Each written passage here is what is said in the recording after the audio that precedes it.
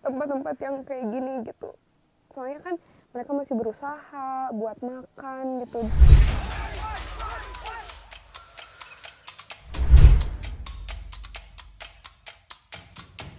Jadi kalau bisa tuh hewan kurban gitu yang dari kesini gitu.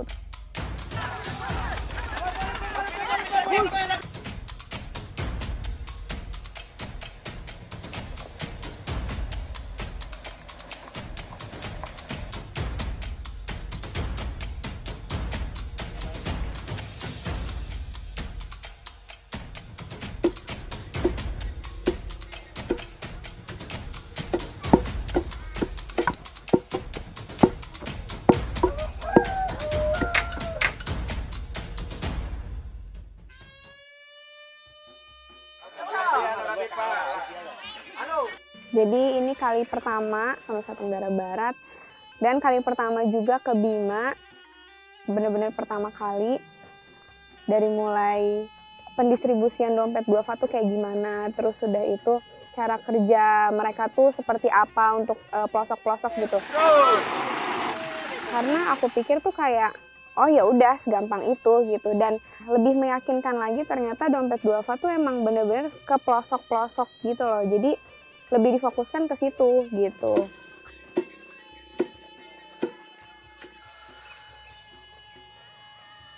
Jadi kemarin itu kita ke salah satu suku asli dari Bima, itu ada di desa Sambori. Untuk nyampe ke desa itu kita benar-benar lewatin jalan yang rusak. Terus udah itu karena dia ada di atas gunung, jadi medannya lumayan gitu ya. Karena ini pelaksanaan hewan kurban, tentu kita menyiapkan beberapa ternak ya, ternak kurban yang layak sesuai standar yang memang sudah menjadi ketentuan dari dompet duafa sendiri. Yang kemudian kita juga menginventarisir areal atau wilayah-wilayah distribusi penerima manfaat program ini, yaitu adalah daerah-daerah miskin, kemudian daerah-daerah yang secara ekonomi itu terbelakang dengan akses yang minim.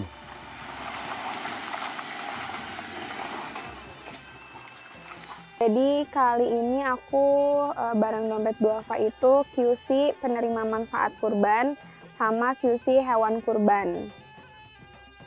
Ternyata dompet duafa untuk milih hewan kurban itu ada proses QC-nya juga, hewannya sehat apa enggak, terus udah itu panjang hewannya berapa, bobotnya, semua itu benar-benar dari dompet duafa langsung turun untuk ngecek hewan kurban yang ada di sini gitu. Quality control juga itu kita ingin memastikan selain stok, mungkin kepastian bahwa hewan ternak itu adalah berjenis kelamin jantan ya.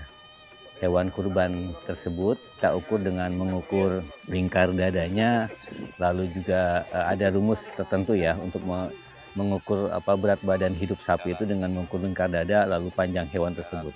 Lalu dikalikan dengan ada pembaginya ya, yang sudah itu disepakati oleh para ahli ya.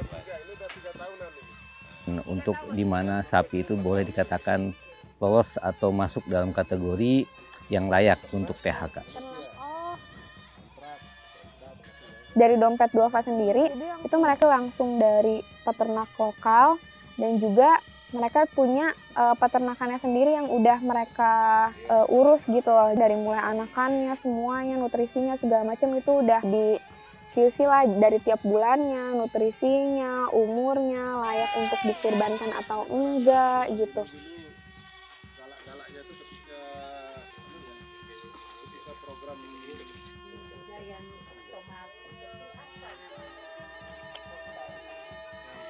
Aku tuh kayak benar-benar baru tahu, maksudnya benar-benar baru masuk lah ke dalam pelosok Bima.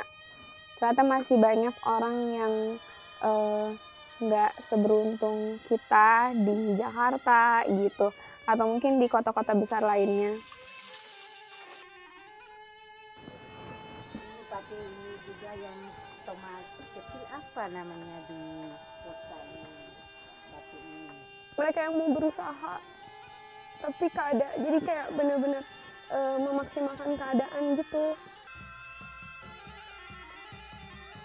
Tempat-tempat yang kayak gini gitu, mereka masih berusaha buat makan gitu, hewan kurban gitu kan.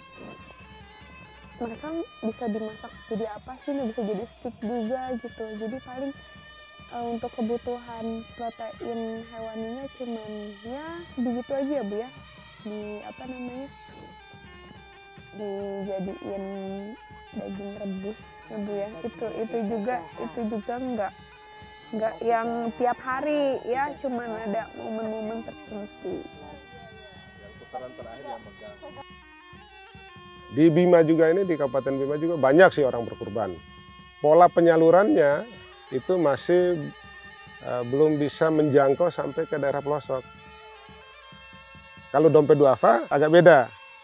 Jadi dia begitu dari pekurban sampai ke kami ke mitra, diproses, kemudian disiapkan dalam bentuk daging yang harus disalurkan, baru kita salurkan sampai ke masyarakat. Jadi kita mendatangi, ya, itu yang beda.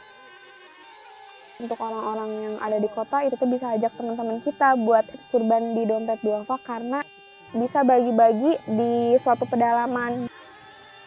Jadi jangkauan tangan kita tuh bisa lebih luas dan bikin orang-orang pedalaman di setiap daerah itu jadi bisa ngerasain real nikmatnya hewan kurban.